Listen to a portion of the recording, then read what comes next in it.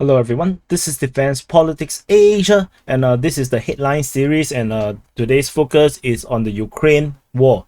And in the latest news coming from Slovenia, so there is a M84. M84 is actually a T-72 during the Yugoslavia time. Is made during the Yugoslav time, and so it's a variant of the T-72, and it was spotted in a car park in Slovenia in this location called this city of Ljubljana. I definitely have massacred the name of the city.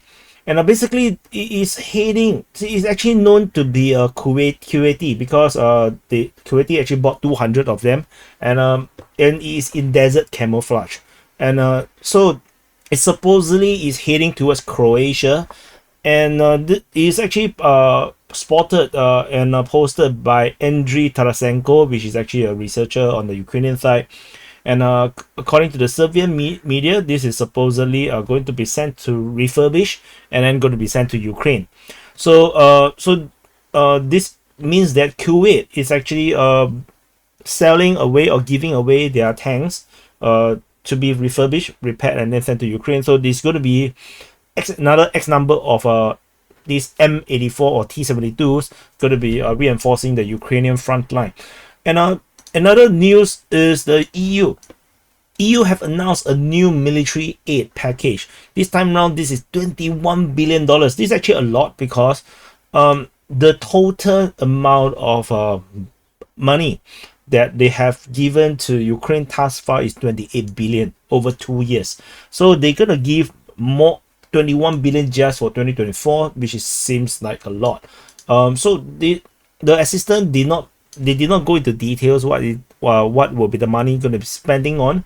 They only say that to purchase necessary defense and military equipments to help counter Russian aggression. That's the statement. And however, they also put out some bad news for the Ukrainian side. So they say that the Ukraine will not be able to receive the promised number of artillery shells. They will only be getting half of the amount by March. So they say that Ukraine will receive only half of the previously announced transfer of 1 million artillery shells by March 2024. So he noted that the EU have a lot of potential to increase production. However, the numbers of produced shell is still too low, and this is actually debated on DPA Open Mic on this thing. I remember also talking about this a little bit, and there is a lot of doubts whether the EU or the European side able to produce the amount of shells. There is a lot of positivity and a great hope that they can do it from the pro-Ukrainian side, and it was also covered during the pro-Ukrainian panel. And however, this seems to be falling short, and by a lot. 50% is actually a lot. Imagine you get 80 points in your exam, and then you only get 50% of the points. You actually fail your exam. So anyway, so they did acknowledge that Ukraine will eventually still get their more than 1 million shell by the end of the year. So Ukraine in details is 534,000 shells by March. So I don't think they're going to get all 500,000 shells at once, but it's just that over time they are getting deliveries all the time. It's just that by March 2024 they are not going to hit that 1 million shell target, and this probably translated to the battlefield results where Ukrainian is getting pushed back bit by bit on the front line. And there is also rumors from the front line saying that they have not enough shells, and this is probably the reason because the EU has failed Ukraine. So today, Feb the 1st, there will be a summit. The EU leaders will be discussing another 50 billion package of financial assistance, alongside with another 5 billions for this fund called the European Peace Facility.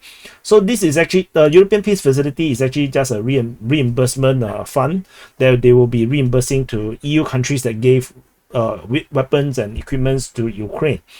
So according to Politico, they say according to the commissioner from France, they say that the EU ammunition production capacity should hit 1.4 million rounds in 2024 and 2 million rounds in 2025.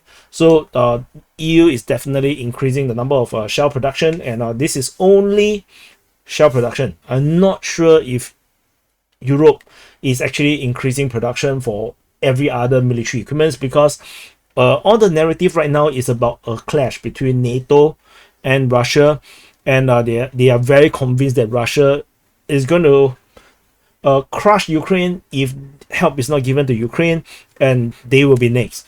And you will have to look at the actions. Are they really preparing for this eventuality that they will clash with Russia?